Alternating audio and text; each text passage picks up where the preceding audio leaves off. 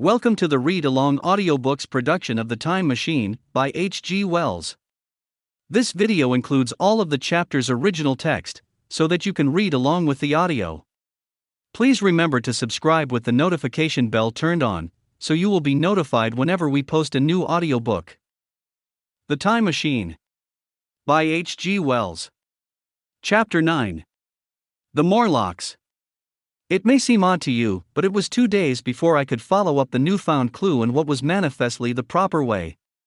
I felt a peculiar shrinking from those pallid bodies. They were just the half-bleached color of the worms and things one sees preserved in spirit in a zoological museum. And they were filthily cold to the touch. Probably my shrinking was largely due to the sympathetic influence of the Eloi, whose disgust of the Morlocks I now began to appreciate. The next night I did not sleep well. Probably my health was a little disordered. I was oppressed with perplexity and doubt. Once or twice I had a feeling of intense fear for which I could perceive no definite reason. I remember creeping noiselessly into the great hall, where the little people were sleeping in the moonlight that night Weena was among them, and feeling reassured by their presence.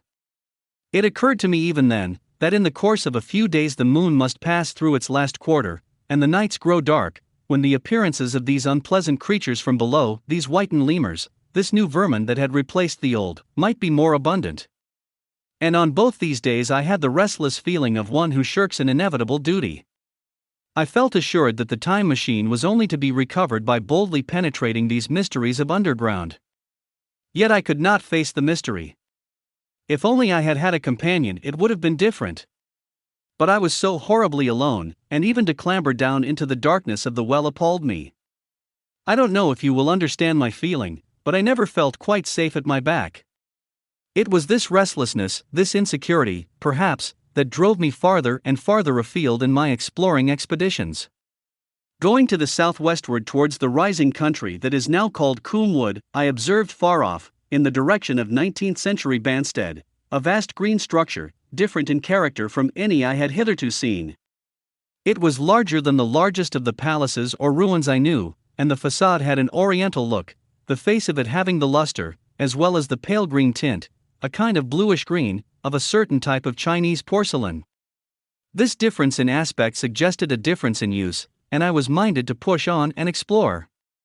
But the day was growing late, and I had come upon the site of the place after a long and tiring circuit, so I resolved to hold over the adventure for the following day, and I returned to the welcome and the caresses of little Weena. But next morning I perceived clearly enough that my curiosity regarding the palace of green porcelain was a piece of self-deception, to enable me to shirk, by another day, an experience I dreaded. I resolved I would make the descent without further waste of time, and started out in the early morning towards a well near the ruins of granite and aluminum. Little Weena ran with me. She danced beside me to the well, but when she saw me lean over the mouth and look downward, she seemed strangely disconcerted.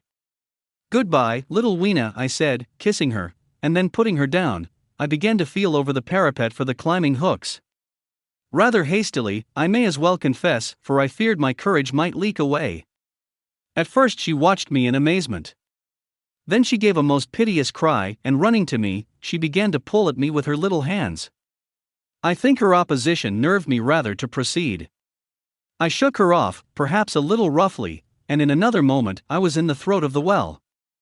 I saw her agonized face over the parapet, and smiled to reassure her. Then I had to look down at the unstable hooks to which I clung. I had to clamber down a shaft of perhaps 200 yards. The descent was effected by means of metallic bars projecting from the sides of the well, and these being adapted to the needs of a creature much smaller and lighter than myself, I was speedily cramped and fatigued by the descent.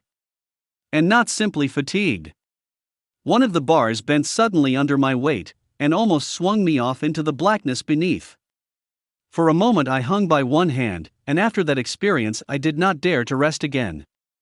Though my arms and back were presently acutely painful, I went on clambering down the sheer descent with as quick a motion as possible. Glancing upward, I saw the aperture, a small blue disc, in which a star was visible, while little Weena's head showed as a round black projection. The thudding sound of a machine below grew louder and more oppressive.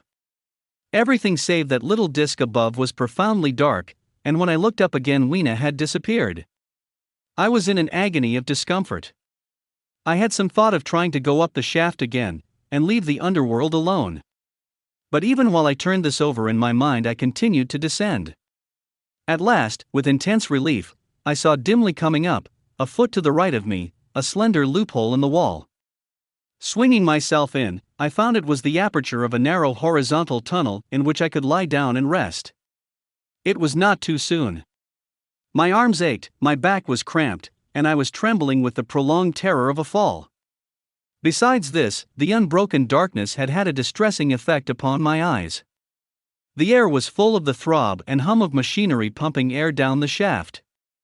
I do not know how long I lay. I was aroused by a soft hand touching my face. Starting up in the darkness, I snatched at my matches and, hastily striking one, I saw 3 stooping white creatures similar to the one I had seen above ground in the ruin, hastily retreating before the light. Living, as they did, in what appeared to me impenetrable darkness, their eyes were abnormally large and sensitive, just as are the pupils of the abysmal fishes, and they reflected the light in the same way. I have no doubt they could see me in that rayless obscurity, and they did not seem to have any fear of me apart from the light. But, so soon as I struck a match in order to see them, they fled incontinently, vanishing into dark gutters and tunnels, from which their eyes glared at me in the strangest fashion. I tried to call to them, but the language they had was apparently different from that of the overworld people, so that I was needs left to my own unaided efforts, and the thought of flight before exploration was even then in my mind. But I said to myself, "You are in for it now," and, feeling my way along the tunnel, I found the noise of machinery grow louder. Presently the walls fell away from me, and I came to a large open space, and striking another match, saw that I had entered a vast arched cavern, which stretched into utter darkness beyond the range of my light. The view I had of it was as much as one could see in the burning of a match. Necessarily my memory is vague. Great shapes like big machines rose out of the dimness, and cast grotesque black shadows, in which dim spectral Morlocks sheltered from the glare. The place, by the by, was very stuffy and oppressive, and the faint halidus of freshly shed blood was in the air. Some way down the central vista was a little table of white metal, laid with what seemed a meal. The Morlocks at any rate were carnivorous. Even at the time, I remember wondering what large animal could have survived to furnish the red joint I saw. It was all very indistinct, the heavy smell, the big unmeaning shapes, the obscene figures lurking in the shadows, and only waiting for the darkness to come at me again. Then the match burnt down, and stung my fingers and fell, a wriggling red spot in the blackness. I have thought since how particularly ill-equipped I was for such an experience. When I had started with the time machine, I had started with the absurd assumption that the men of the future would certainly be infinitely ahead of ourselves in all their appliances. I had come without arms, without medicine, without anything to smoke. At times I missed tobacco frightfully, even without enough matches. If only I had thought of a Kodak. I could have flashed that glimpse of the underworld in a second, and examined it at leisure. But, as it was, I stood there with only the weapons and the powers that nature had endowed me with: hands, feet, and teeth, these, and 4 safety matches that still remained to me. I was afraid to push my way in among all this machinery in the dark, and it was only with my last glimpse of light I discovered that my store of matches had run low. It had never occurred to me until that moment that there was any need to economize them, and I had wasted almost half the box in astonishing the overworlders, to whom fire was a novelty. Now, as I say, I had 4 left, and while I stood in the dark, a hand touched mine, lank fingers came feeling over my face, and I was sensible of a peculiar unpleasant odor. I fancied I heard the breathing of a crowd of those dreadful little beings about me. I felt the box of matches in my hand being gently disengaged, and other hands behind me plucking at my clothing. The sense of these unseen creatures examining me was indescribably unpleasant. The sudden realization of my ignorance of their ways of thinking and doing came home to me very vividly in the darkness. I shouted at them as loudly as I could. They started away, and then I could feel them approaching me again. They clutched at me more boldly, whispering odd sounds to each other. I shivered violently, and shouted again rather discordantly. This time they were not so seriously alarmed, and they made a queer laughing noise as they came back at me. I will confess I was horribly frightened. I determined to strike another match and escape under the protection of its glare. I did so, and eking out the flicker with a scrap of paper from my pocket, I made good my retreat to the narrow tunnel. But I had scarce entered this when my light was blown out, and in the blackness I could hear the Morlocks rustling like wind among leaves, and pattering like the rain, as they hurried after me. In a moment I was clutched by several hands, and there was no mistaking that they were trying to haul me back. I struck another light, and waved it in their dazzled faces. You can scarce imagine how nauseatingly inhuman they looked, those pale, chinless faces and great, lidless, pinkish-gray eyes, as they stared in their blindness and bewilderment.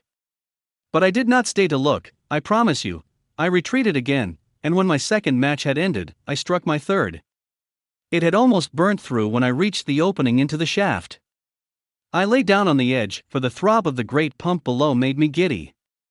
Then I felt sideways for the projecting hooks, and, as I did so, my feet were grasped from behind, and I was violently tugged backward. I lit my last match, and it incontinently went out. But I had my hand on the climbing bars now, and, kicking violently, I disengaged myself from the clutches of the Morlocks, and was speedily clambering up the shaft, while they stayed peering and blinking up at me, all but one little wretch who followed me for some way, and well-nigh secured my boot as a trophy. That climb seemed interminable to me. With the last 20 or 30 feet of it a deadly nausea came upon me. I had the greatest difficulty in keeping my hold. The last few yards was a frightful struggle against this faintness. Several times my head swam, and I felt all the sensations of falling. At last, however, I got over the well-mouth somehow, and staggered out of the ruin into the blinding sunlight. I fell upon my face. Even the soil smelt sweet and clean. Then I remember Weena kissing my hands and ears, and the voices of others among the alloy. Then, for a time, I was insensible. This is the end of the chapter. We have linked to the next chapter on this screen, or please feel free to visit our channel to explore the other titles we have available.